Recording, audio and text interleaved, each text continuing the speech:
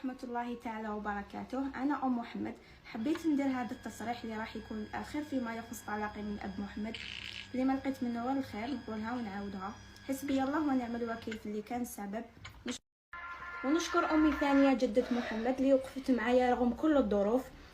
من فضلكم ما يزيد حتى واحد يهدر في بلاصتي. هذه هي الصفحة تاعي الوحيدة إن شاء الله يتغلق هذا الملف مراعاة لمشاعر ابني محمد. حسبي الله ونعم الوكيل في كل واحد قذفني في شرفي. والسلام عليكم ورحمة الله تعالى وبركاته. ونشكر أمي ثانية جدة محمد اللي وقفت معايا رغم كل الظروف. من فضلكم ما يزيد حتى واحد يهدر في بلاصتي. هذه هي الصفحة تاعي الوحيدة إن شاء الله يتغلق هذا الملف مراعاة لمشاعر ابني محمد.